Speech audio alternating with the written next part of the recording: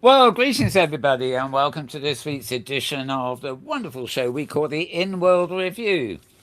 This is a program where we look at arts destinations and various other things behind the scenes in mostly the world of the hypergrid. The hypergrid is the system that connects open simulations together. If you don't know what Opensim is or the hypergrid is, you may well know of Second Life, for example, and we describe Opensim as Second Life's distant cousin.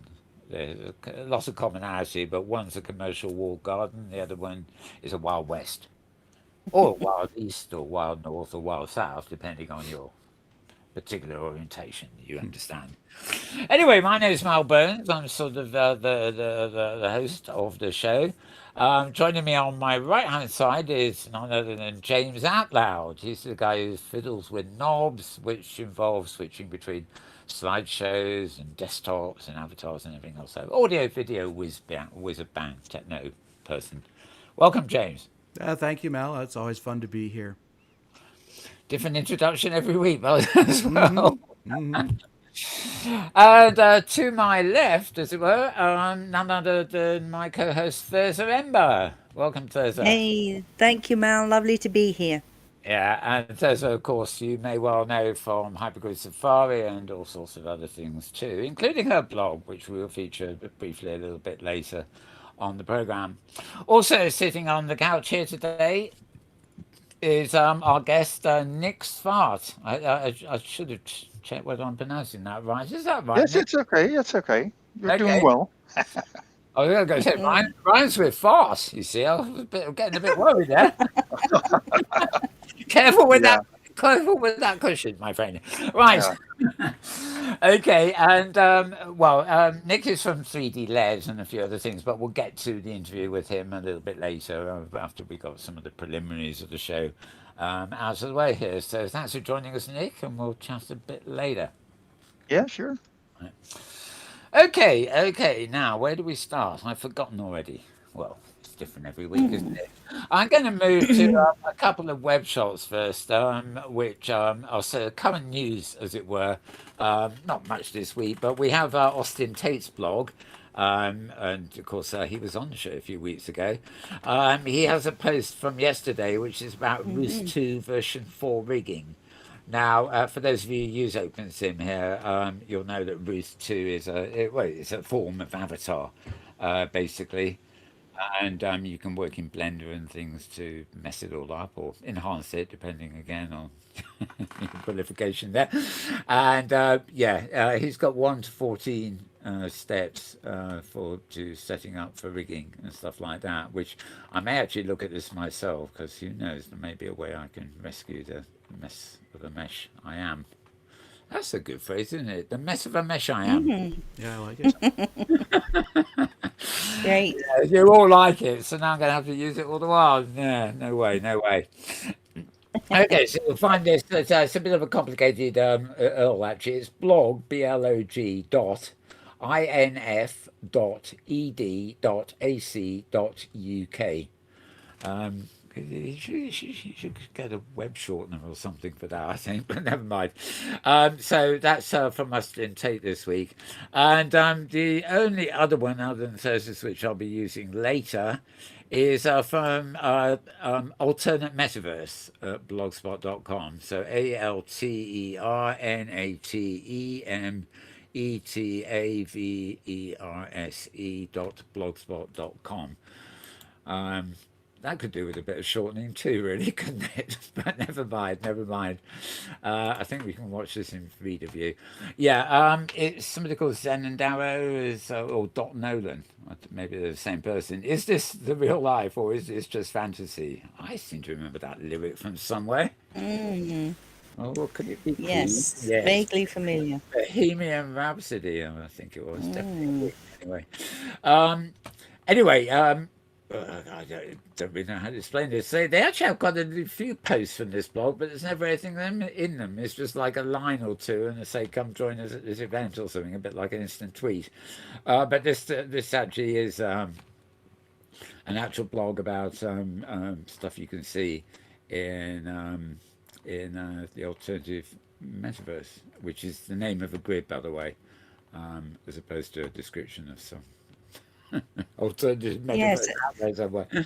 a shout out to Cataplexia and Clifford over there on AMV. I Oh, always call it AMV, it's quicker, but I imagine it's quite difficult to find amv.com as a available blog site because that's probably an acronym for an awful lot of it things. could be, yeah, AMV. Hmm. yeah. No, it's as good as you can. People who want it can bookmark it, and I have it bookmarked. So Absolutely. if there's anything important, it will pop up here like this one has.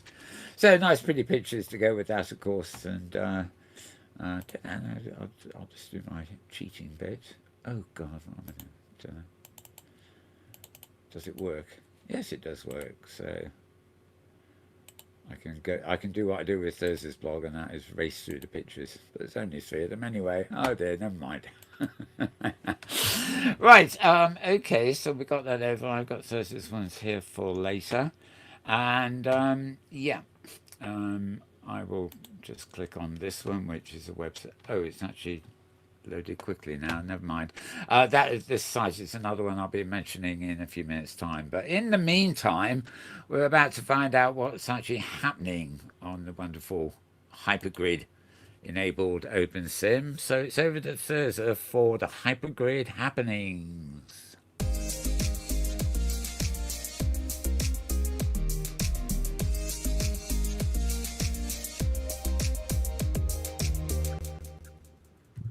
Okay, quit it with all that chair dancing. I know you do it every week when you hear our logo, It's a fun song, song. or That's right. and this week, a few really interesting and fun things to do.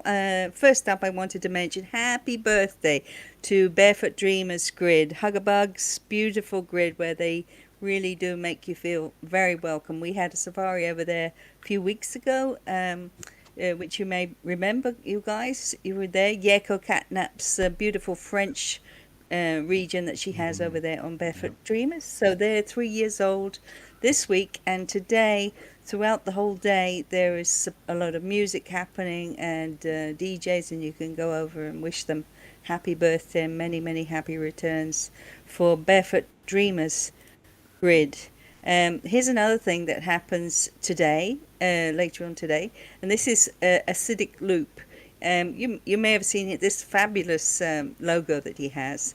You may have seen it around.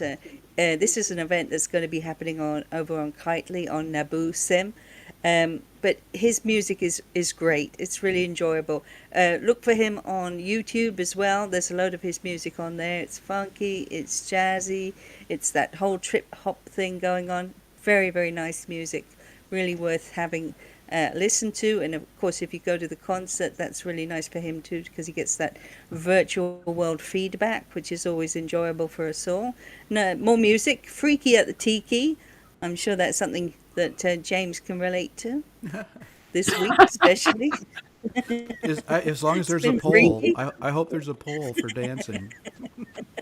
And a lot of Mai Tais, hopefully, as well. Mm-hmm. Anyway, the I fantastically named. don't want to see James on a pole dancing and fiddling with his I knobs. would probably Fine. need a lot of Mai Tais first, Yeah. but then, the sky's the limit.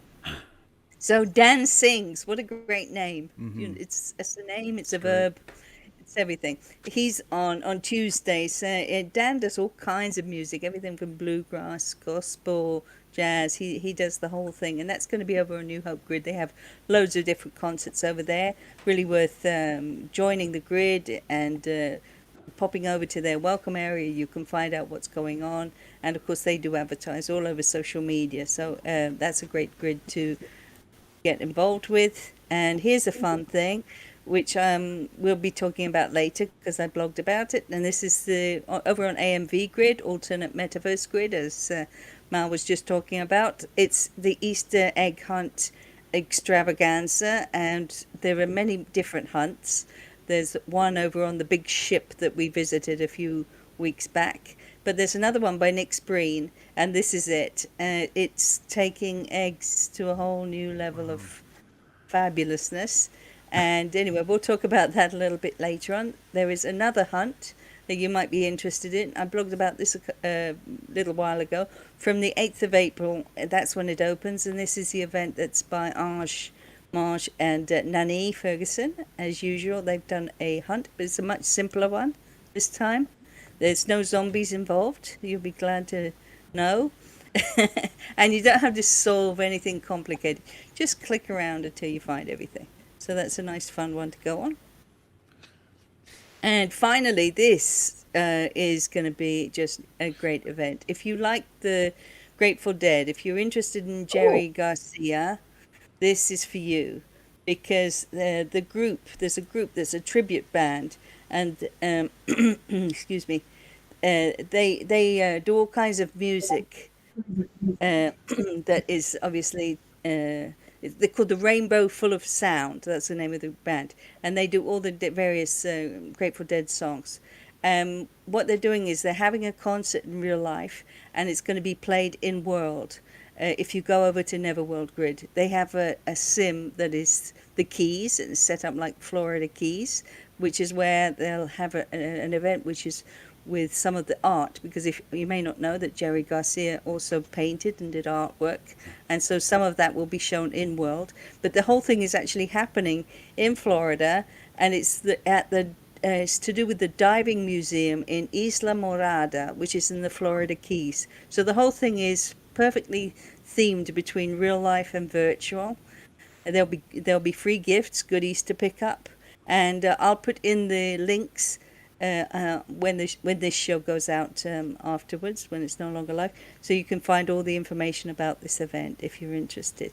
So that's going to be a really fun event. I will definitely be there, and that's on Friday, March the 31st, and it's at 2:30 grid time, 2:30 p.m. grid time. So that's one to bear in mind. And that's pretty much it. The last thing I'd just like to say is if you do have a special event, if you have a project or a party, an opening, if you're teaching a class or doing some kind of music event and you would like us to mention it in the show, let us know. We'd love to have you in our Hypergrid happenings.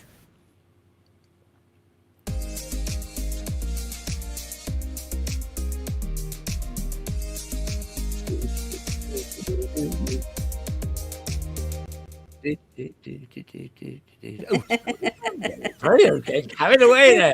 Thirza wanted me to go dancing, you see, so I thought, well, can't wait for I the said great... dancing, not singing. Let's be clear. Oh, who knows? You could tell that I was dancing too. Maybe not. Can't wait for the Grateful Dead. I mean, that would be a week-long event, That's going to wouldn't be it? so great. You know how long the Grateful Dead spent on stage? I love A whole Neverworld week. Grid. The week starting next Friday. Right, okay. Well, I thought it was a bit like relief, actually. Talk about dancing. I think this may have been filmed in Second Life, but what the hell, it could just as easily have been Opensim. It's a bit like relief for you very, very quickly. I've got to show these things now and again.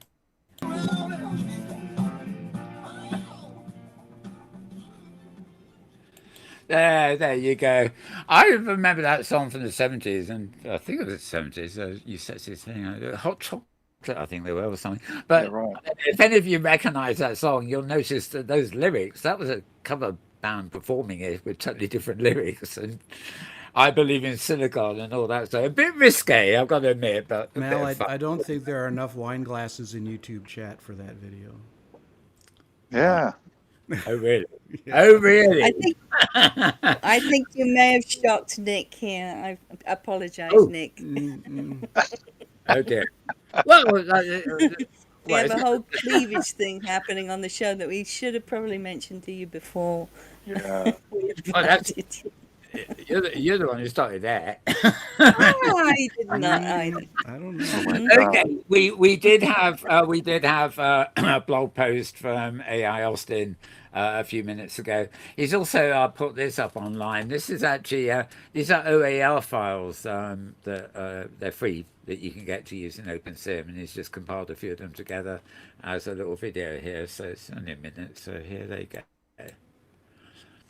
There's no sound on this, so basically you can see these are just quick preview of the OAR files. Maybe you can sing something, Mal. Ah, that'd be good. Believe in miracle. Help.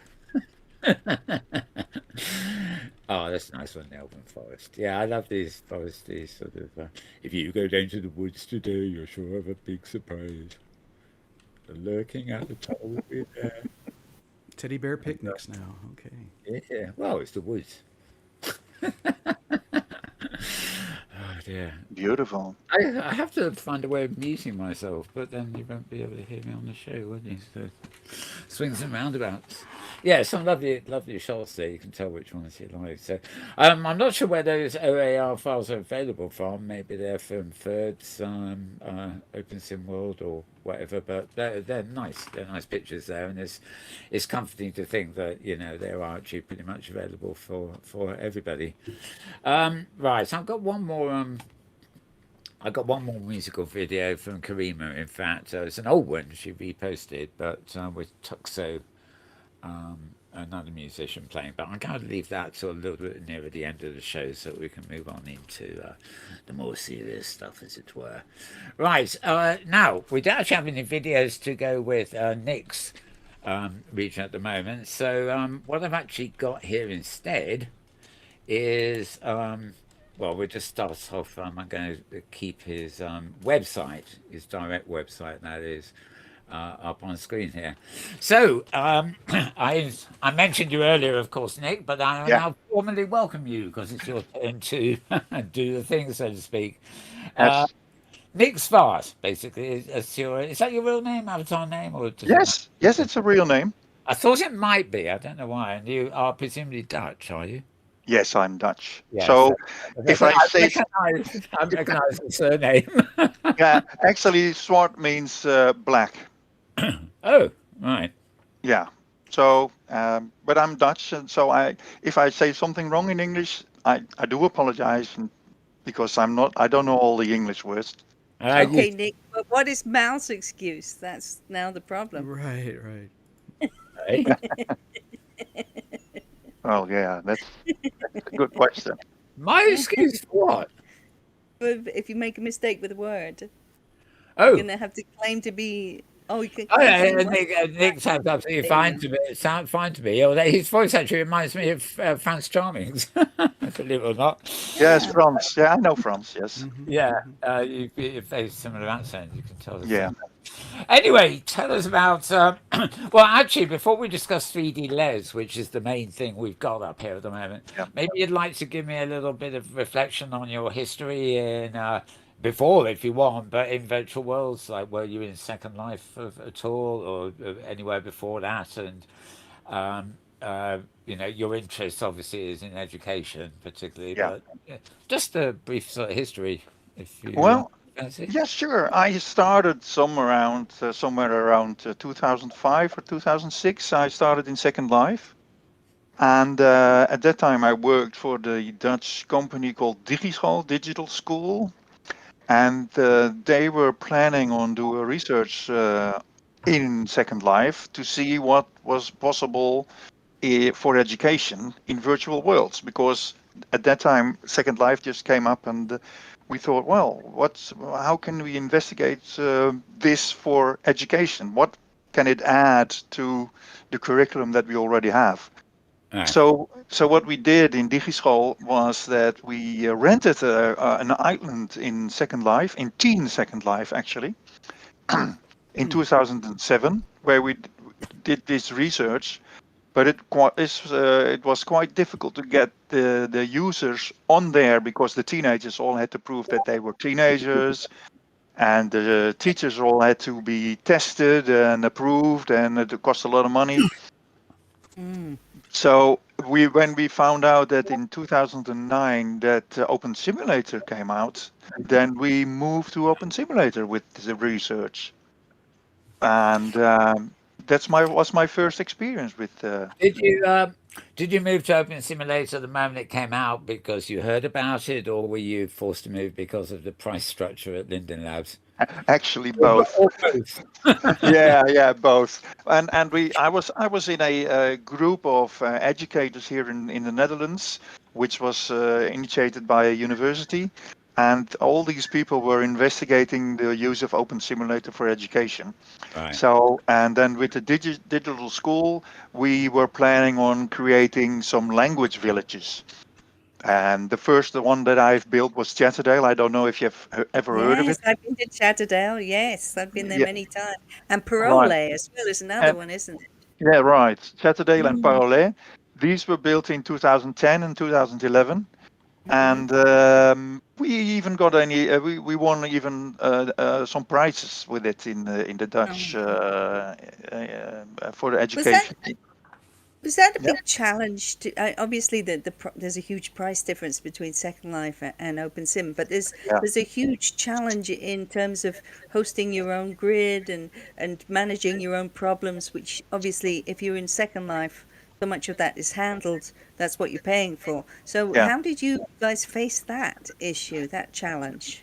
Well, in the beginning, we asked someone to host the grid, but that really didn't go any very good. So after a year, I started hosting the grid myself, and Oh, at this the big advantage of this is that we could now create the accounts for the students, because we were working with students also from primary and secondary education.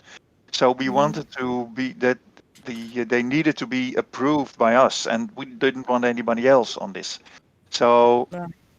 and so I created a separate grid. So I still have this grid running, but nobody can enter it because it's a grid especially for the Tekola project and the Tila project.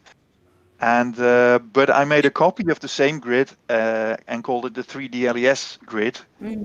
and which is open for all It's people to visit. It's also hypergrid open, and I think Yes. it's yeah, funny. When I was researching this, I was going to see if I could film anything of yours, just to talk over. And I found three regions where the 3D layers at Opensim World, and I copied the Earl into the map. yeah, It started teleporting me, and they said they couldn't get in. It's private.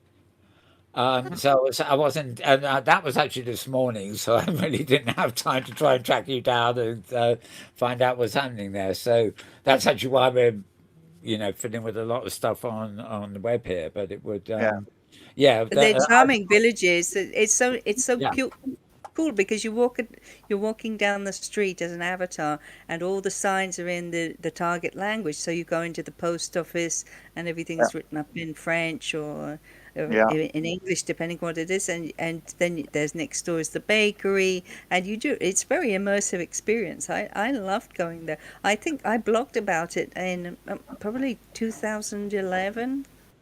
2010 to Could be. 2011. It was one of the first places that I visited on the hypergrid. I just thought it was charming. And you had an Yeah, asterisk sim, didn't you, yeah, back in yeah. the day? Also, I we don't know still if you have it. still do. Yes, Oh, it's I still love there. that place. Is it? Yeah, Oh my gosh, I got to go back there then. Mm. yeah. I've No, no. I've loaded your website on the middle screen here, by the way, which I've moved to the virtual language villages, Yes, and because in Holland it's we have a lot of language villages at school where they change the whole all these classrooms they change into the one is a bakery, the other one is a pub, and the Mm. one is a train station, and then the kids have to walk around in the school, and they have to have a conversation with people in the shops. But it right, takes a lot of effort and in the school to change all these school windows and stuff. So we thought in 2010, why don't we make it virtual? So then the teacher will go in there and play the shop owner, and then the students can walk around, and you don't have to Mm. change the whole school themselves.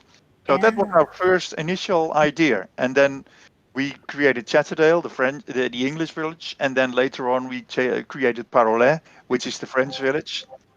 Oh yeah, this is an old video of that about virtual language villages. You are very fast in searching stuff. yeah, Yeah. yeah. Well, I'm just clicking on your own links actually. All right. I missed this earlier on because I would normally have actually downloaded these videos to show, whereas Yeah. it seems a bit slow today. So Yeah. that's So, how many schools are involved with this? How many schools would use Chatterdale? How many students do you think you would reach using 3D We hoped a roughly? lot, but it didn't work. Ah, So that's a big problem.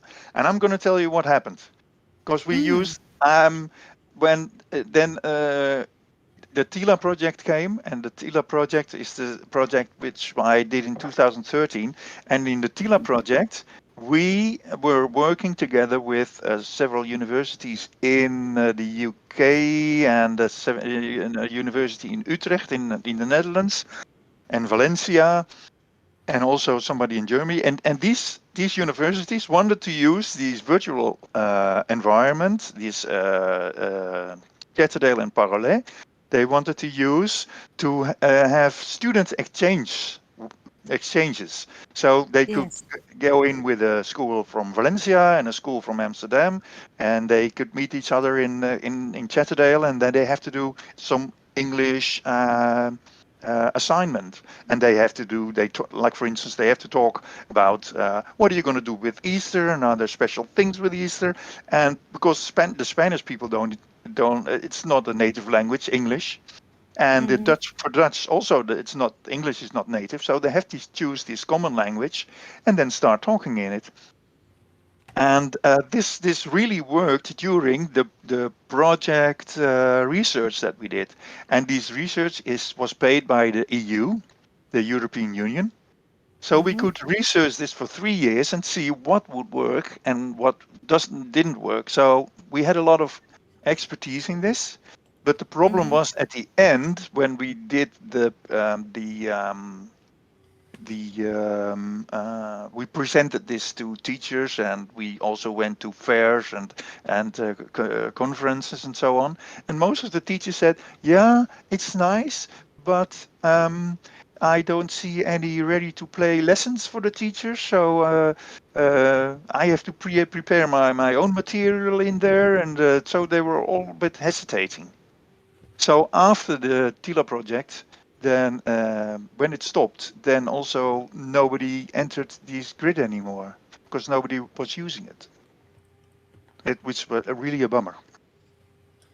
So Yeah, that and after all the hard work you've done and the beautiful environments there, right, yeah, just to think it's kind of wasted. I suppose it's a learning curve, and you probably learned a yeah, lot from doing that, but still. yeah, yeah. And then after the Tila project, we prolonged. Now we started again with a new project based on Hmm. the Tila project, which was the Tekola project in 2016, and we did some more research on it. And then after that, we went into the eLife project, which is now happening. It started in 2022, and we had to go on a different path because the teachers that were interested in using these grids, an open simulated grid from us, they were interested, Hmm. but they had to convince the IT department of the schools to install the Hmm. software on the school and open the ports for communication, which was a big problem.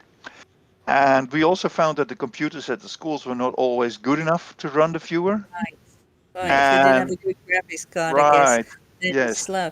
could Can and I it, ask before you continue? Can I ask one question, which is how did the pandemic affect how teachers viewed the idea of teaching using a virtual world? Did that uh, have an effect or not? no, it didn't happen. No, because during Oh, the pandemic they all wanted to go on Zoom ah, in Holland, and so somehow they forgot that missed the boat. yeah, Ah, they really missed the boat. And also because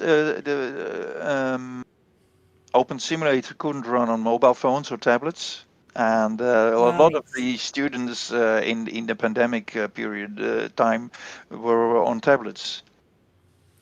of course. And I found that during presentations at meetings at conferences that many teachers wanted a complete educational system ready to play, and we didn't offer that. So Okay. and so they were not really interested in creating their own content. Most of them just did not have the time for it because they have a curriculum at school, and they want to, and they didn't have any extra time to jump into a virtual world and start using it. That was really a bummer. And we also found that especially young users, the teenagers, were shocked when they found that their avatar was not clothed or totally gray. Yes. Oh no. And so I created an avatar with a skin which has underwear on it. But sometimes when the skin wasn't loaded yet, so the avatar was totally grayed out, and they were really shocked. And so that Right.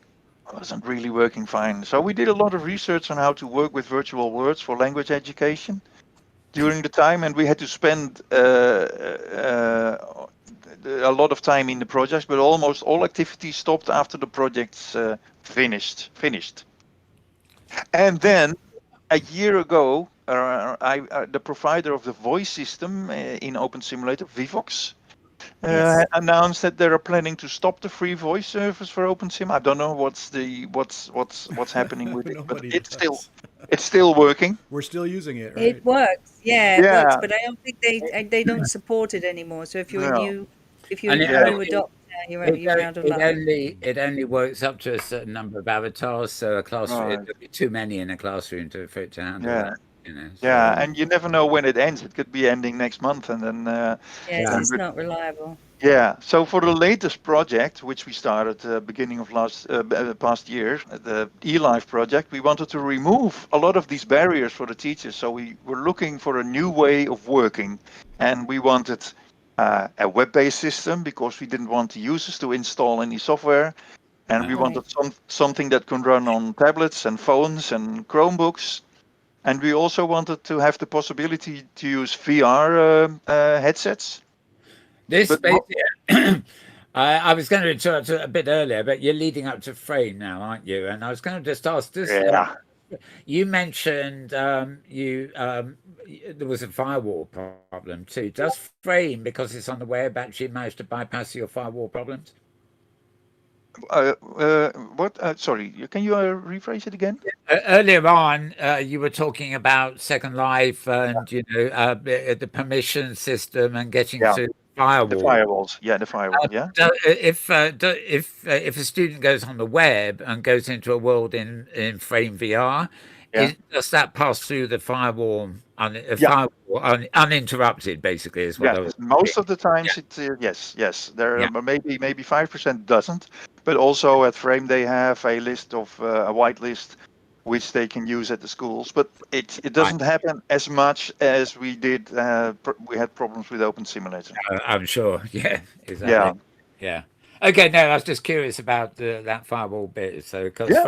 But it's very important. frame is. Okay, what I'm going to do now, because I can see you're leading it into it anyway, I'm You here? going to launch from your website here at the bottom after the pictures of the villages. Yeah. You've got some ready links here, and Yeah. your main one, the EduFrames Pavilion, is where we're going to go. Now, we may not have video here, folks, but this week we've got something rather special, and that is you're going to be going into another virtual world while we're talking, and this is called Frame.io. And I'm going to click the entry thing to take us there, and I'm going to hand back to Nick to Yeah. continue. Yeah, so actually, what you see now is a web page, and when you're there, you can connect. It says there are 7 spots left, and when you enter Hello? there, yeah, Oh, Lord. you can still hear me. Yes, I can hear you, Nick. Yep. I Okay. think Mel's having a Yeah. little internet issue. Ah. Oh yeah. So Mel is there. Yeah, I hear him. Mel, I hear you. Okay. Oh, okay. So actually, Frame VR is a system which runs Right. on a browser. I think the complications of going into this other world have hit home. Let's have a look. Yeah. Can you still hear me? Yes, Yep. yes. Hear you well, Mel. Okay. My computer went dead, and I think that was to actually do that was to do with it trying to get to right. Don't allow. That's the easiest thing. Right. Okay. I think we've got voice, and we're now seeing you in world here. So Oh yeah, yeah. Well, where you're now, that's art gallery, which I created for a artist in the Netherlands, Lodewijk. And Great. and um, at, and this is every world that has been created. This is not used for education actually, because it's just a thing.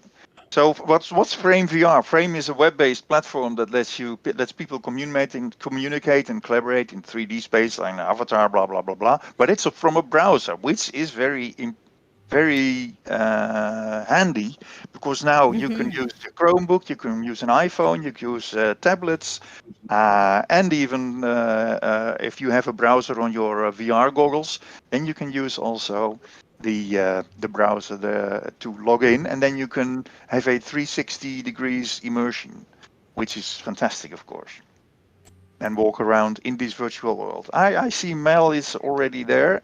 Mel is entered the frame, my own EduFrames virtual office. And there you are. Yes, thank you.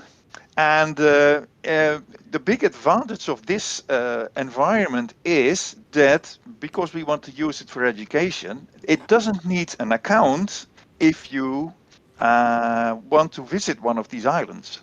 I call them. They don't call them islands; they call them environments.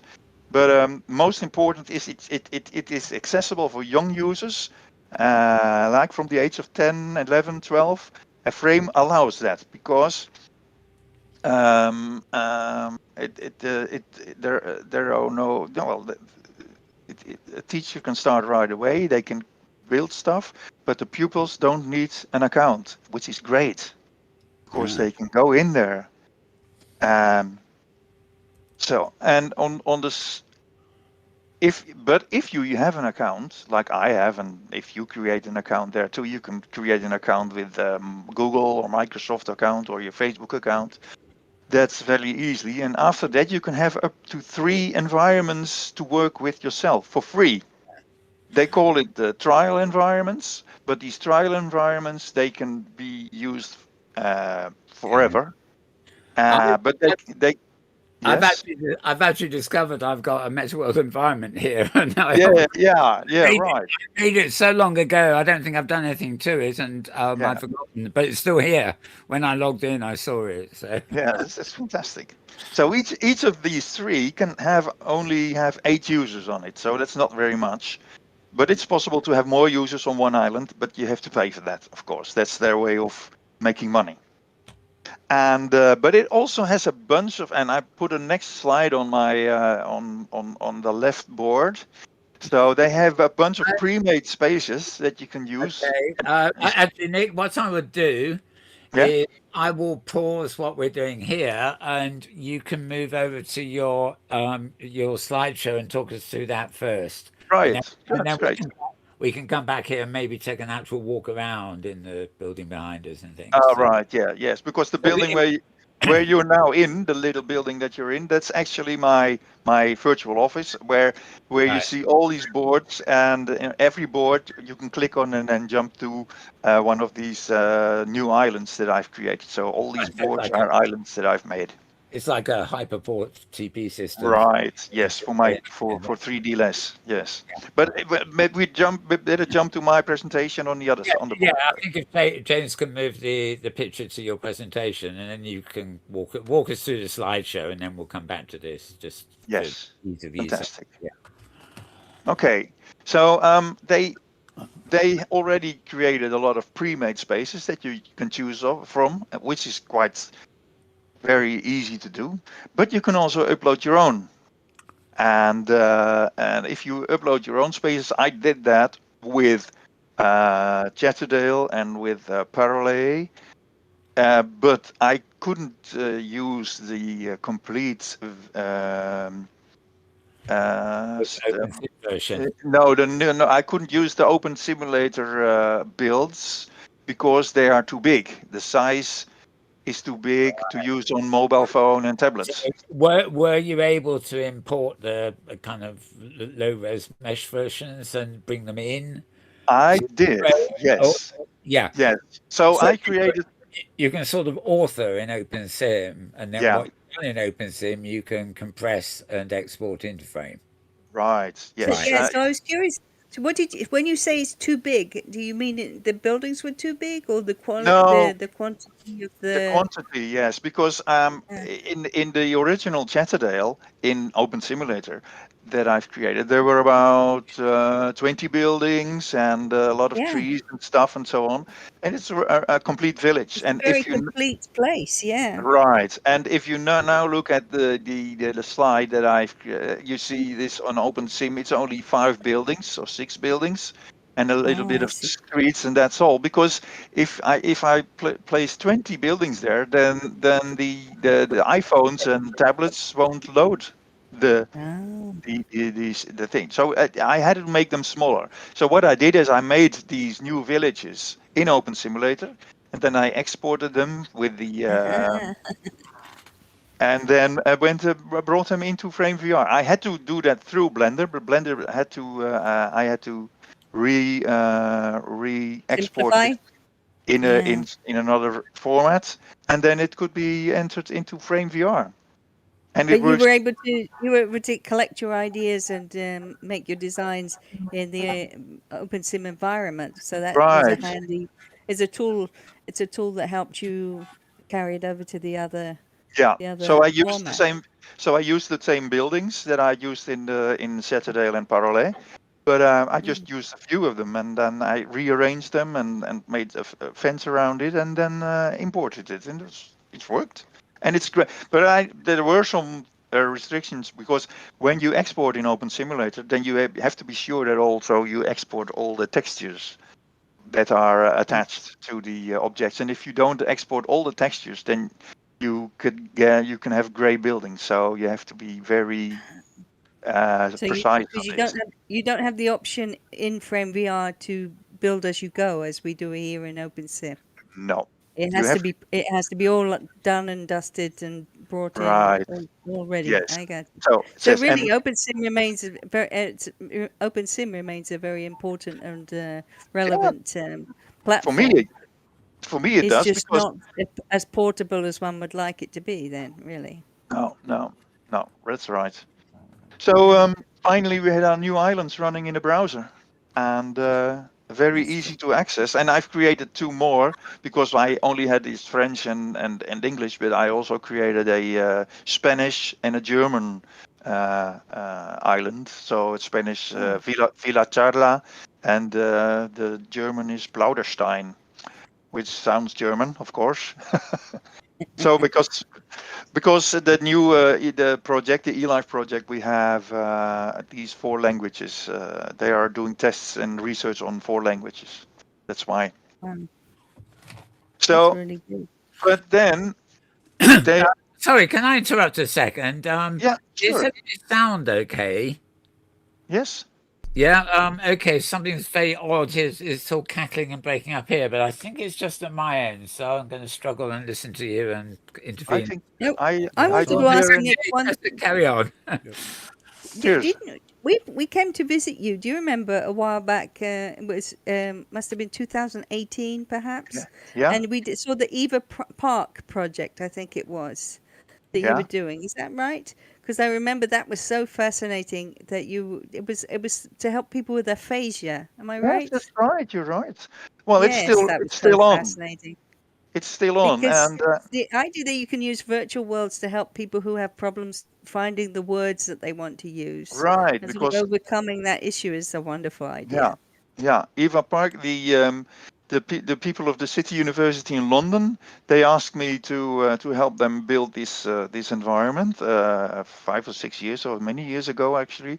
I'm now in their research team also, and they're still using Open Simulator. It's just one island, but they use it for people that had a stroke and they can't really talk anymore, or they are half paralyzed. And most of these people just are not very easy on going outside anymore. They want to stay in. They don't want to see people. So doing this in a virtual way helped them a lot, going outside again, and help them also Yeah. with choosing the right words. So what happens is that they went into this virtual world, but also on one-on-one with a therapist.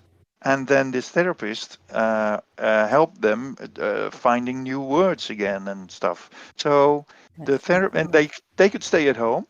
Also during the pandemic, they could still work with it because during the pandemic, the patient stayed at home, and the therapist just went in there and did the therapy with the people, and it was That's really beautiful. it's working fantastic. And now And they are that also just shows you, though, that so many of these projects with the younger people, maybe with the teachers, their attention span is so fragmented that yeah, that's really it. Opensim, you do have to have the patience and the right, concentration to and the dedication, if you like, to work right, in Opensim, because as you yeah, said yourself, so much of the content you have to source it, or you have to make it, or you have to be patient when it doesn't res immediately, and all yeah, these things, which of course young people who are trying to do 10,000 different things all at once and yeah, so much going on in their lives, I can see why that would not necessarily work. So you want everything much more concentrated and on a yeah, different scale. right. That's true. But it's still running, the Eva Park project, and I'm we glad. are they're planning now on using it also in Australia. But we run a server in the middle of in Europe, so in France, and so I said, well, let's first test if Australia can have a fast enough connection with the server in France to do this Hmm. thing, because in France, from France to the UK, that's not a big step, but from Australia to the UK, it's quite. I'm not sure if it will work. So, or else Well, we have we've done to. some safaris doing that down in Australia, so I can Yeah, guarantee you can get 20 crazy people on a yeah, on a server in yeah. Australia without feeling too much lag. Okay, that's good. So they're testing it now, and they probably will use it also in Australia. The That's only wonderful. problem in the UK was with the Eva Park project that the servers were not running on a HTTPS system, but on a HTTP system, Oh, and so the NHS was not really fond not of it. happy. No, they were Yeah. not really happy about it. But they're still researching on it, so it's good. I can still call myself a researcher for the City University in London, so I'm happy. It's not bad. Close to home there for me. Yeah, but that's running and that's okay. I have no problems with that. So shall I proceed with Frame?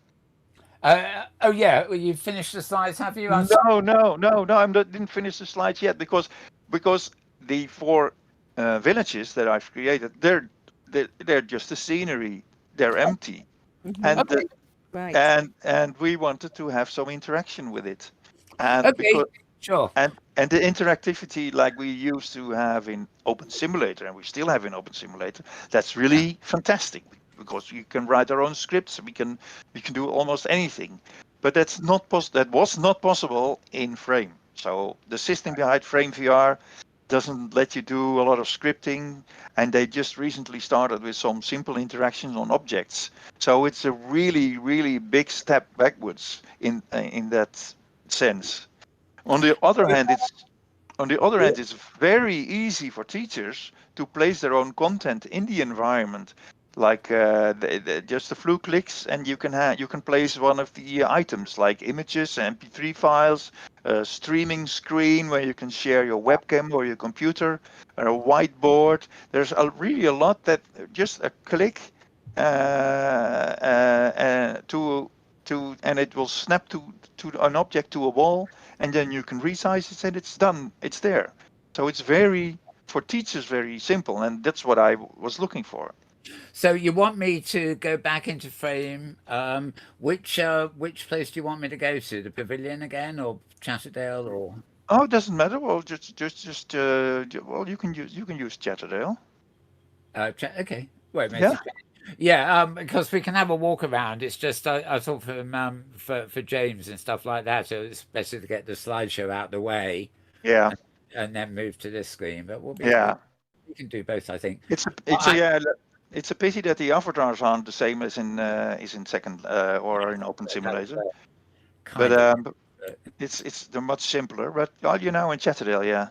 So Yeah. if I will Tell me go to where to. Chatterdale. If you look at the big screen, you can sort of tell me where to go. Like, should I go forward, for example, which is with a dog? I can go and pat the Oh dog. yeah. Well, I will change. What is? How cool! Look at that. There's a little dog. Yes. I will change the scenes now. Oh, Scene 2. okay. Oh, You're doing And it. I've seen 3. This is yeah. If you see at the bottom, you see this square with the arrow in it at the bottom in the bottom menu. Uh, Uh, an arrow? and the yeah, no, is at the bottom arrow you have no, in the bottom menu you see yeah, the 2 to the left. One more to the left, one more to the left. Yeah, that one. That's scenes. If you click on that, you will see that you're on scene 3, and you can create 50 scenes, whatever you like. And every scene you can have objects in it. So I've created the empty Chatterdale with all the buildings, but then you can fill it in every scene. You can fill it with different things. And what? they could make it like in a Christmas theme if you wanted to do Right? Yes. Christmas base, I noticed or if you in a wanted to lot be of in it. mesh worlds, for example, I remember filling in science spaces way beyond me with all the Unity stuff, but the panorama around the outside is what they refer to as a skybox. Yeah, that's Uh, the same. so basically, when you create a scene, you create a panorama, and then you individually choose what objects are in it. Yeah. And presumably, if I change here, at the moment, I'm just changing the panorama, aren't I? Yeah, but no, you change a lot more because all of the objects that were placed in it are also. So now you see the dog, but now the dog is gone, and you see all kinds of. Of course. Right. Okay. How can I miss the poor doggy? Right. Okay. Right, so it's soon 2, and now I've switched to scene 3. And scene 3 is actually the whole village field. So, and the signs also here say, "What's Chatterdale? Welcome to Chatterdale." How you can walk around. You see these signs, and if you go to the right and follow me to the shops, you just walk to the right. Yeah. I'm with you. Yeah, okay. Then here, for instance, you see the tourist office, and there is an assignment here that says ask on the front door. It says ask for a map of the region to have a walk. So what the student has to go in here, like the what I told you about the language villages. So the Yeah. teacher should be behind the desk, Yeah. standing here.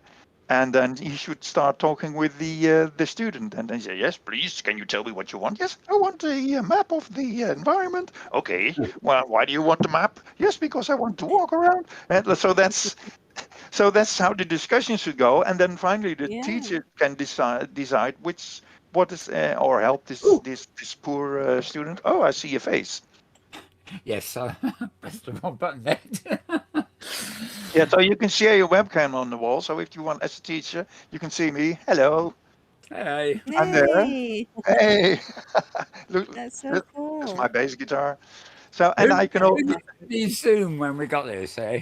yeah, so I can share screen, my whole screen. But and also if I want to, for instance, add another of these screens, I can just simply do that by clicking on the little plus sign at the bottom, and then add, for instance, a where is it?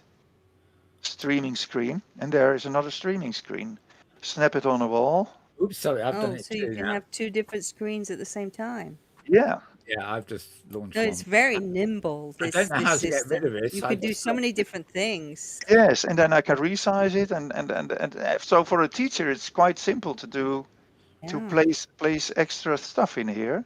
So and then, for instance, I can have on one screen I can share, let's say, my YouTube channel, which is here, this one, and on the other one I can share my webcam.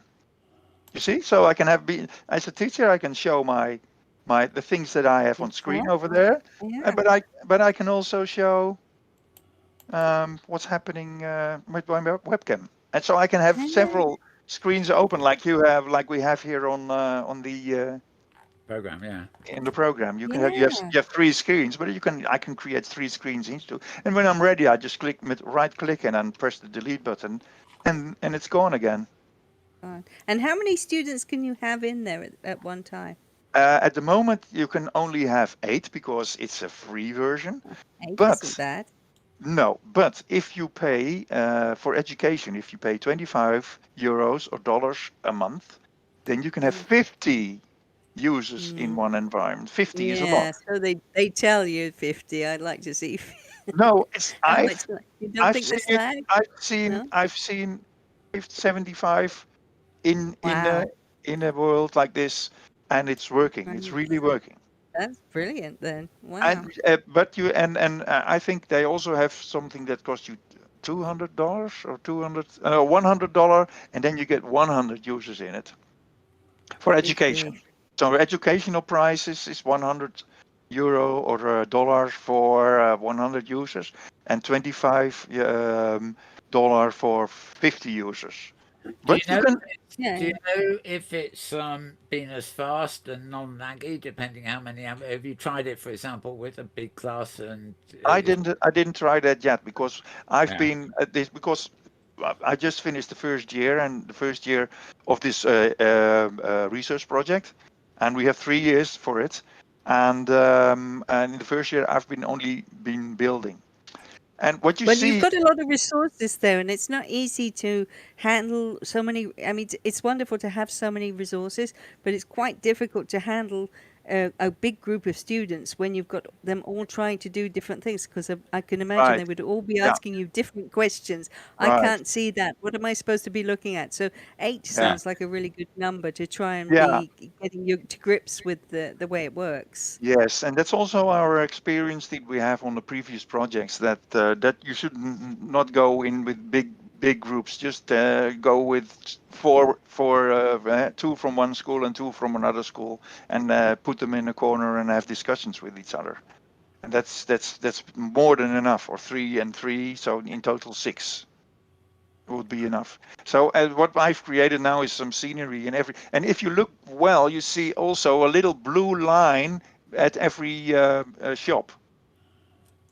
Right. Right. Oh, you just if you go a little bit back, you see this blue line at the door. Oh, yes. Yeah, I can see it there, right in front of Yeah, the. well, the blue line is actually a voice zone.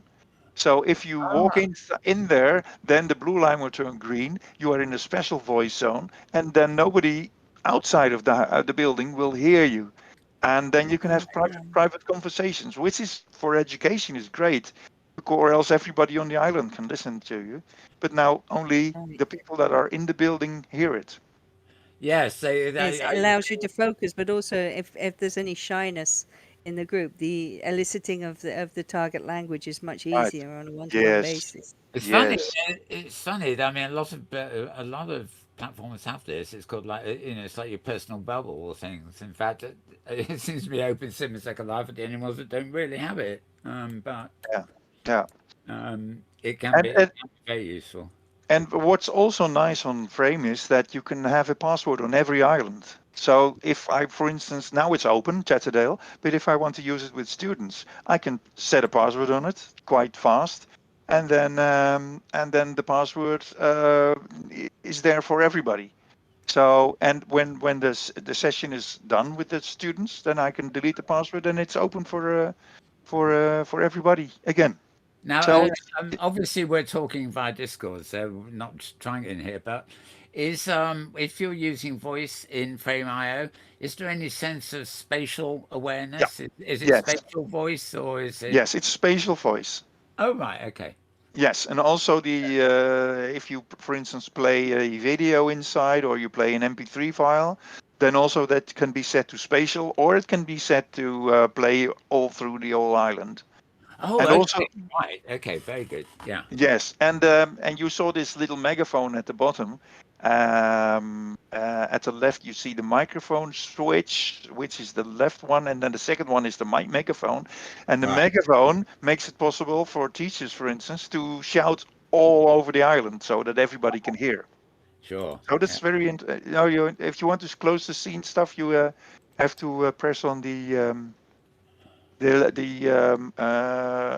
the lowest below the scene thing, the button, where you opened it. Right. Yeah. There it goes. There you go. And the big advantage for teachers is also when there are several people on it and you want to jump to one of them, then you can also click in a menu and then say, I want to jump to this or this person. Or you can gather all people to you. That's also possible. If, for instance, if they're all spread all around an island, then you can click on a button and they will all gather to you if you want to explain something, for instance. Right. So That's really handy. yes, it's very handy, and and now you clicked on the go to button, and there you can go. Now you can tail. Oh, and that's I, your I, I, teleport. I go You to can Spain. How I've you now can moved, cool! I've now moved to Spain. yes, I you love now. it. So you can also interconnect, and also you can do this with the go to button, but you can also use the for instance objects which are in there to where you can click on and then jump to. But so that's all possible. It's beautiful. It really is beautiful, Nick. I mean, your whole team, you've done such a great job because it's humorous. It's very attractive. It's very simple, but it's just jam packed full of ways to teach. I mean, I can't. It's unbelievable that a teacher that's just pure laziness to prefer Zoom over something like this because Yeah, you have it like a textbook.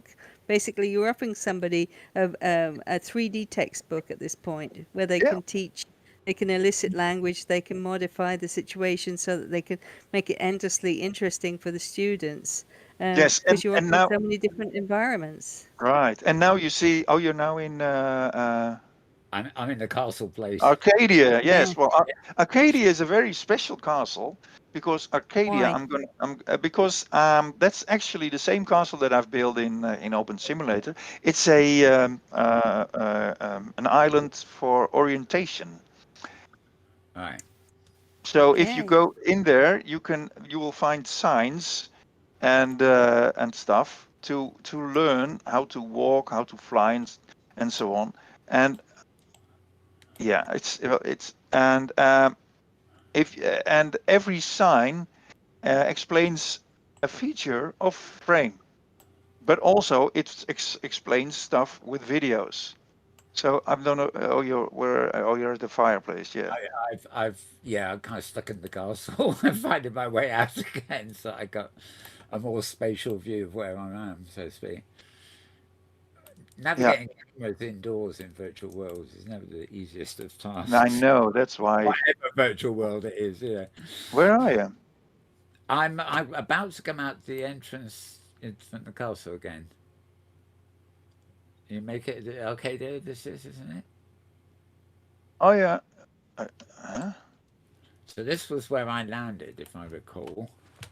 And then I simply walked over the bridge and into the castle. Ah, right, right. Yes. Yeah. So, but in the So castle. do all the students go through the Arcadia Castle experience at the beginning, or do you just throw them in at the deep end? How does that work?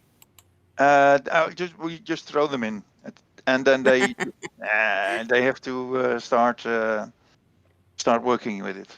And And they it's okay because yeah, all the signs really explain everything, and and uh, right. and there are a lot of videos that they can click on, and so it's it's very simple. And And finding stuff out for yourself is so much better than somebody telling you things, isn't it? right, Really, yes, that's the but experience, the true yeah. experience of learning. But if there are people that say, okay, I want to learn with videos, I've created about 30 videos about how to use Frame Mm, VR. So every aspect, like how to place a MP3 file, how to put an image on it, that's all explained in short videos, which you can find on the 3D LES channel YouTube on channel. YouTube, right? Yes, Yes, or you can find it also on the eLive project website, which I also created. So it's and uh, fantastic. and what I see Mel is now in a space which is the eLive Central thing. Yeah, And unfortunately, I can't seem to move here. I can move the camera, but I can't move my arrow keys. oh, that's strange. Jeez, isn't it? A little bit. Yeah, because it's a space that Frame VR built themselves, Right. and it's one of the 27 pre-built islands. Let's try the atrium. Maybe The that'll be. atrium is also one of them. Yeah. Maybe it's the pre-built So how one. did you get associated with Frame VR? Did you perhaps you Oh, already said and okay. I missed it? Did you how did Well, your we relationship with them start? we started researching virtual environments, Oh, online virtual environments the last year. When we started in January 2022, then I tested a lot of these environments and to see which one would fit the needs that we have. Because we wanted low age of 10 should be possible to go in there and stuff.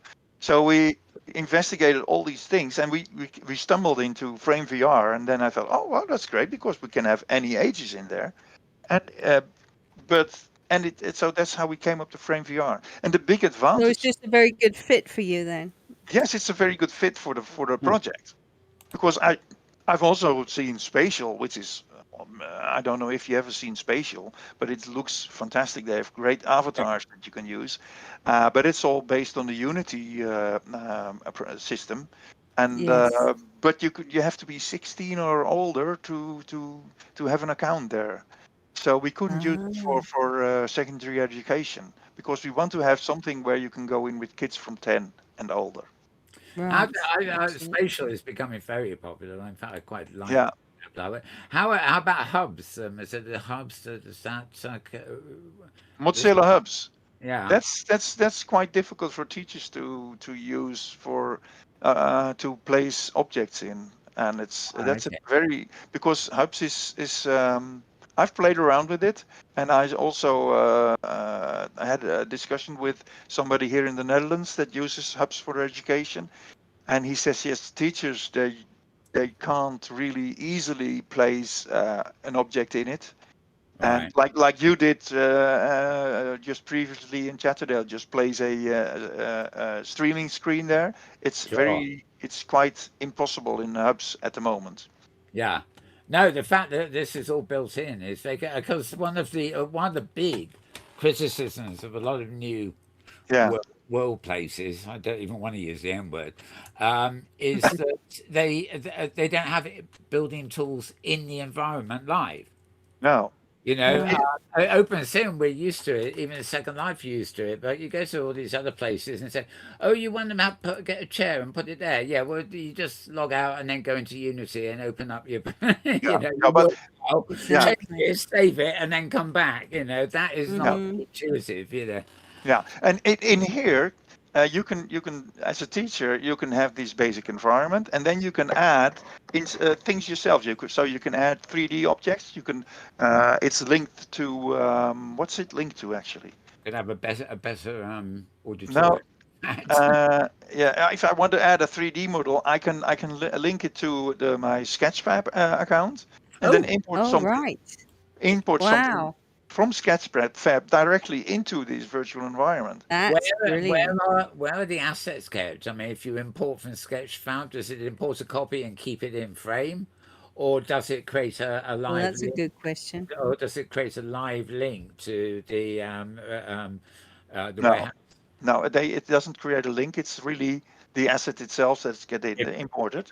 it brings it straight in, right? And Okay. but you So can does it import. stay there when if you close it and you open it again, will Yeah, it still be there? yes, Oh, it yes, it will. is still doing Okay. that. Yeah, and Now you say there's a limited number of users and things, and you get a free worlds or whatever, yeah, but presumably there's some kind of restriction on the size of assets you can bring in. no, Not no. Well, so. if you bring in 500 assets, then probably it won't load anymore. So Right. that Yeah. Okay. So so, it's a technical way of stopping you. Yeah. Okay. Right. Yes. And but if you start with just a few, and there are two ways to bring in the assets. You can do it directly from the bottom menu, not on this area where you're now because it's not available. But normally, when you're owner of the environment, then you can bring them directly, or you can first put it in your inventory. And for instance, if you want to use it several times, then you can use an object and put it in your inventory, and then later on I see. place it on several positions. So that's really, really very, very smart of them. And can so I think different teachers can come into your environments that you've made and see what you've done and kind of get ideas, so there can be cross pollinations between Yeah, different teachers, and I guess, and yeah. you can get the snob value of who's got the best furniture and stuff like Right. Yeah. Yeah. that. That's because and it's also nice because you can have several roles in the in an environment. Like for instance, Chatterdale, where you were in just now, a few parts, minutes ago. In Chatterdale, you were able to add and edit stuff. But in other environments you can't, and but you can set that. So you can, for instance, set with the email address of a teacher. For instance, if I know the email address of this teacher, then I can say, okay, this teacher is allowed to play stuff or interact with stuff. He So can as it be would be here in Opensim, they would be a manager on the region, right, an so that they admin can. or a Oh, that's member. great. So you can Right. set three levels. You can have a level of admin, a level of member, and you can have the level anyone else. So and you can set several parts of the environment. You can set to be so if so. You can also set it like that nobody is able to interact with stuff, but you can also set that only members can interact or only. So it's really very good thought. And the big advantage, I think, is that we have close contact with the frame people through I've got, Discord. I've got a slight problem here. It's gone a bit bluey. I'm actually streaming my screen to somewhere. I don't know where, but I don't know how to stop it. Do you know? I don't know. Sir. I know I can't actually see what you're doing. Well, I clicked on share screen on the screen there. Oh, welcome. Press the button on the top right to dive in. You walked in as a guest. Uh, uh, yeah, but I mean, sharing webcam did what I thought it would, but sharing screen has created something else. I don't know how to get out of it. Oh, you have to do a refresh then. I'm Uh, sorry. Let's see. I can't use a go to. I can't do No, anything. I'm stuck.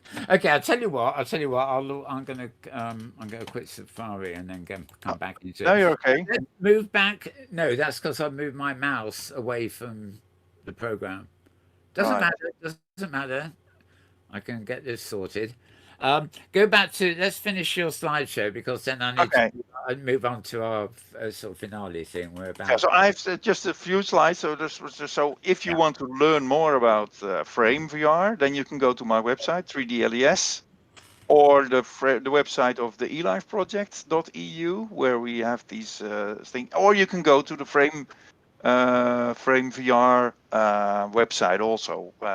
You have to search on Google for that, but it's so they're all quite interesting, and it's very simple if you want to create your own account there. You can use your own email address or a Google account or whatever, and then you can have 3 islands yourself and play around with it for free. So that's fantastic. Lovely.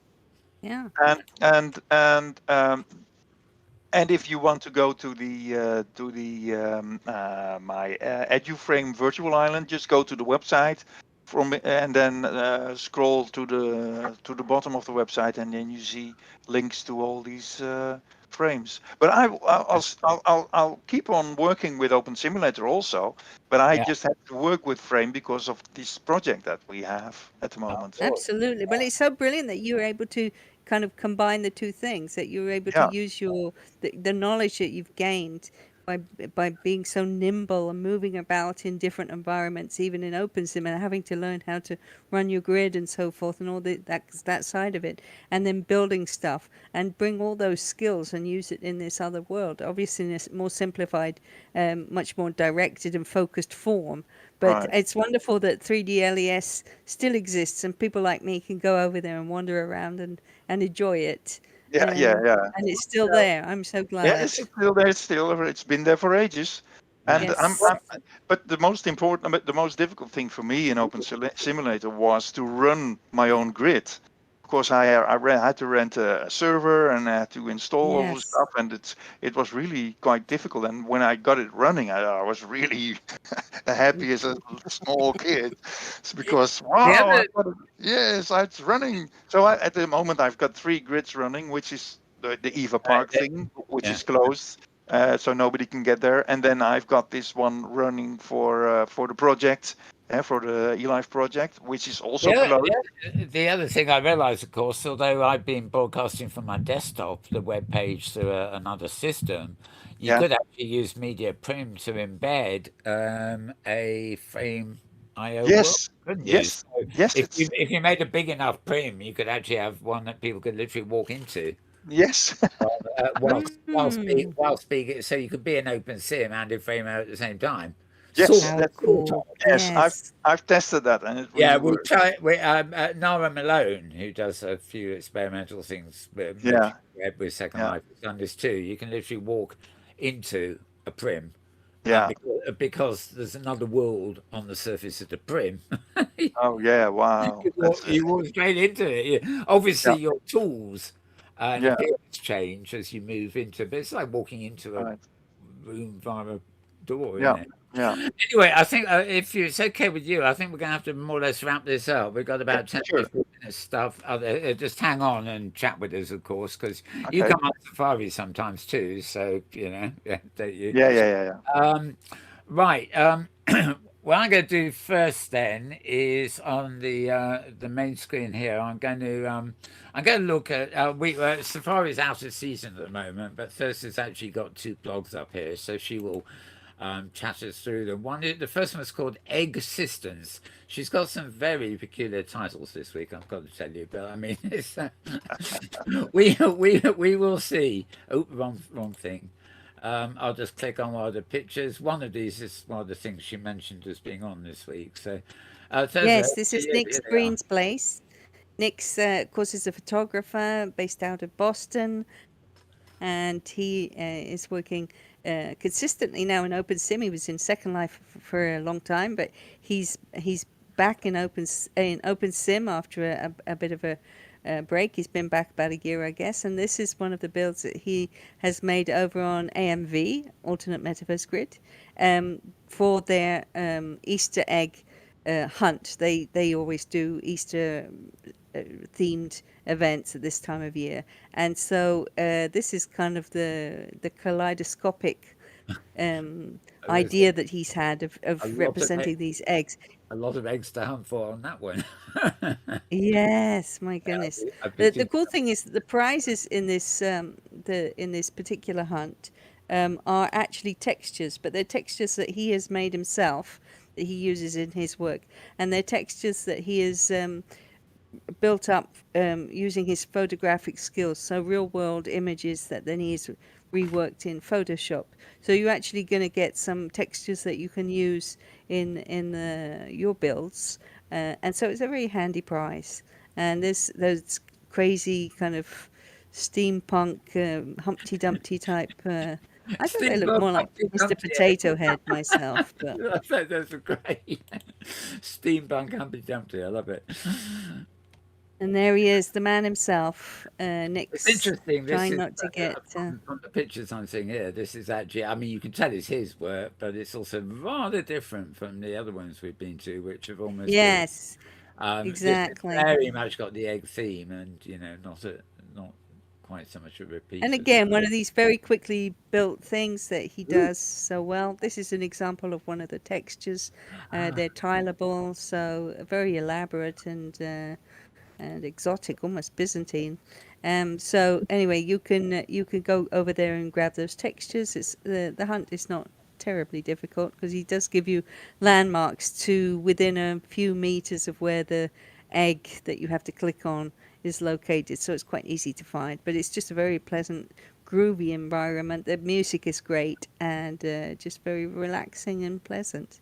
and of course he's a really nice guy. He has this huge sim on alternate metaverse grid, but he also has another one over on Pangaea grid, which is the German grid, and that he was telling me is he has a similar kind of thing but much bigger. So he has even bigger and more complicated builds coming up that I'm sure we'll all be able to go and visit in the near future. Ourselves to see. Okay, let's go to the other one here, which is this is a post you sent up this morning. So this is called Whatever. Or except it's Whatever, spelled because it's W-A. Angkor Wat, which I've always been fascinated by. And so Tosha Tyran, dear friend, great builder from way back in Second Life, and of course been in Opensim since Craft Grid started, which was, I guess, 13 years ago, something like that. So she's an older bee from Opensim. And she's always been fascinated too by Angkor Wat, so she's made her version of it. And so this is some images of the build. That's when you first land. There's her little explanation of it. So she's really captured. I don't know whether that's a wind light setting or something else she's put there. It makes me think of Mist. Not Yes. the content, but the mood of the lighting and things Yes. like Island. Yeah. Beautiful. And in fact, the more you read about the place, the more you realize all these fantasy stories that we hear about are actually all inspired by places like Angkor Wat, which is a very square. It's if you see it on the map on Google Maps, for example, and you look down at it, it's incredibly square, and it's really a beautiful sim-shaped construction. The main courtyard, obviously the whole of Angkor Wat is much bigger. It covers a space the size of Paris, so it's huge. Anyway, so I had a lot of fun taking photos and running around there, and I just a bit of a history lesson. Golden Buddha versus Mist environment. So there. Beautiful. Yeah, she did a good job. Everything was reeking of mist here. She likes that sky, and well, of course, it's the actual misty effect of the distance, isn't it? I'm afraid that's my sky. I'm sure it was not the one she meant us to look at. Oh well, I got a bit carried away with my wind lights. Fair enough. So she's built the whole thing, and then you've made it into mist. And I've mystified it. Yeah, sorry about that. Yes, of course, the real Angkor Wat has loads and loads of sculptures. You know, the whole place is pretty much one whole entire sculpture. Every surface has been worked, and she obviously can't represent all of that. But the article just talks that I've tried to put a bit of the history of the place in, and the politics of its so-called discovery in the 1800s, and anyway, so how old will be? You said discovery in the 1800s. How old actually is the? It's from the 12th century, so the 1100s. But when the French colonized that part of the world, they made a so-called discovery of it in about 1860. That we found this place that's abandoned in the jungle. In reality, it wasn't abandoned. People were living there. They were worshipping there, but it was one of those kind of things that the Western world does sometimes. Yeah, the British Empire is no different. Yeah, well, even Columbus, if you like. When it was rediscovered, do we say it was already? I think 600 somebody said to me it's a man thing, that when a man discovers something, it's been discovered. Before that didn't exist. I think that's a bit mean. Anyway, so Tosha put in a bunch of NPCs that make it a lot of fun to look at too, because you've got the dancers, you've got people inside the temple worshipping, so there's all kinds of stuff happening there. And obviously she's gone for the tourism side of it too, so she's represented that. So it's a really interesting build. Hopefully in the fall we'll get to go there as a group. A bit of water, variety. Yeah, that's good. But it's incredibly photogenic. But again, coming back to you, Nick, thinking about, you could never do this in Frame VR, obviously, because it's way rich. Right. Yeah. But you have to limit it. I've created a Roman fortress in Frame VR, but that was really the limit of building, and it's almost the size as this building what we see here now. But this has much more, all the trees in it and stuff. That's not possible in Frame VR Right. But that much. they're different tools for different situations, aren't they? Right, You know, right, but the beautiful thing is in Opensim that you have all these prims, all this complexity is possible on a sim, right, and Where else could pretty we dance glorious. with a monkey? right. Yeah, Yeah, there's a log for you to sit on, James, and a monkey to dance with. You'll be in seventh heaven. there you go. No reply. Right. It's all Okay. right. Actually, Yeah. I think we're done there. Okay. While I'm on the webpage, just a quick plug as we normally do at the end here, if we have time, for Opensim World. This is OpenSimWorld.com. And this is where you can go and search for regions in Second Life, users, various things like that. Basically, events which our Hypergrid Discord server gets as an RSS feed, and look for regions. And I was here earlier, and of course I typed in what was it, 3D les, Oh my God, did you? and and what? No, with an S at the end. Sorry, well, it's late, end of the show and all that. And unfortunately, it basically showed me these regions, 6 years old, in fact. Yes. I tried to go to Arcadia and Chatterville here in Yeah. Opensim, and I was unable. It wouldn't let me into any of them. It said they were private. So Oh yes, because I know what happened because I had a griever in there, so I had to shut down some of the islands, so I have to restart them again. okay, yes, love to griefers, eh? Oh But yeah. yes, it's been here because I would actually have. Oh, we'll probably have you back another time, maybe. But I would actually have filmed. It'd be nice to film these a little bit of silent footage on these Oh regions, right. and Yeah. also compare that and do other footage on frame. You know, to compare the differences on what is Yeah, that would be a Yeah. great show. basically, Yes. Saturday Arcadia, they're in both. So Yes. it'd be interesting to film the version in OpenSim and juxtapose it Yeah. with the version on Frame, which Yeah. we Yeah. And Parallel also. Parallel is also very yeah, different, but yeah, yeah, that's a yeah. good idea. I have to check them tomorrow to see to re open them again. Give them a kickstart. Okay, folks. Well, if you are watching this later in the week and want to go and visit Nick's place in OpenSim, at least, then hopefully they will be there. Just an example, if you did want to, say, go and visit Chatterdale, you click on Chatterdale here, and it gives you, you can either copy that address there or click on one of these, and basically, having copied the address, you go in World and you paste it into the map, Yeah. and go find it. Will then find it and take you there, which is by far the quickest way to explore stuff and things. So, you know, yeah, I tend to get every time I go to one of these, I tend to keep it on a continuing clipboard, you know. So I've got a list of them for future reference. Yeah. Anyway, so that's opensimworld.com, by the way, which is our little plug for that. So, right. Well, I think I'm always nervous at this time because there's going to be a dreadful noise from James if I don't get off air quick. We were a few minutes late starting, so it seems to me that we are approximately 90 minutes. Yeah. Yes. Exactly 90 minutes. Mm-hmm. Okay. Well Okay. done, So guys. James, no noise. Now, what I would like to do, because I've got it here, right? We've had on this show Karima Hoysan a few times, and she's posted this week a machinima she did. Well, it's actually quite an old one. I can't actually remember seeing it before, but what I like about it, and it's a nice moody thing, I think, to go out on. It's got music by a chap called Tusco, who is absolutely great too. I don't know whether he plays in OpenSim very often, but in fact, this could well have been filmed in the other place, but it is rather nice musical interlude to finish on. And during the summer, hopefully, we'll be doing a bit more musical sort of things during our break here. But anyway, let's have a look at Tusco and Karima's film now.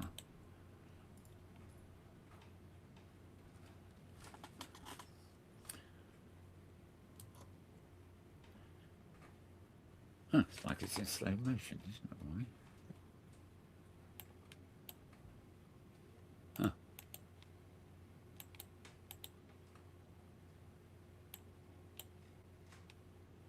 Okay, well, it's not going to happen. Don't ask me why. It's I've got a wheelie on the Mac here, so we'll forget about that. It'll be here. Another week. Look at that, a wheelie thing. We're not meant to get those.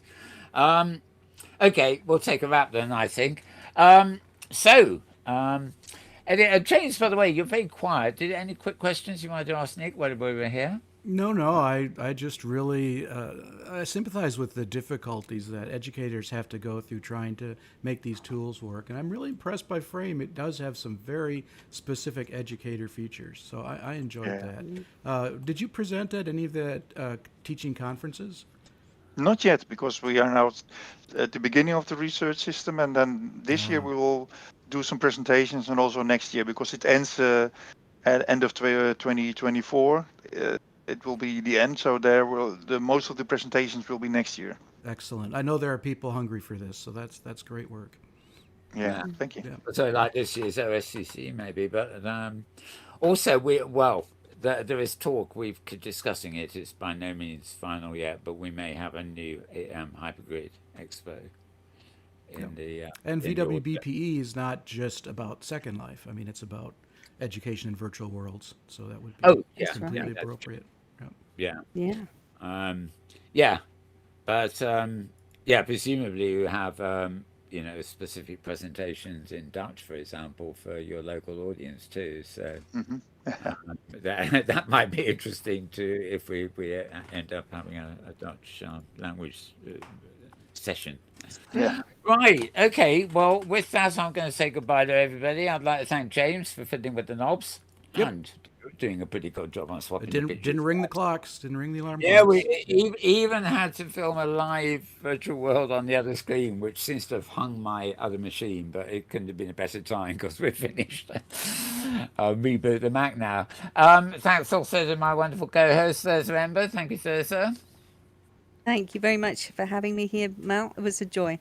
And thank you, of course, to Nick Zwart, our special guest, and Yeah. the whole lot, 3D Les and the history and everything else. And hopefully we'll see you again at some point. Yes, I'll keep you informed. Thank you Yeah. for having me here. Wonderful stuff. Okay. So, as usual, I'm going to wish you all a very good morning, or a very good afternoon, or a very good evening, or a very good tomorrow, depending on wherever and whenever you are. And we're out of here. Bye for now.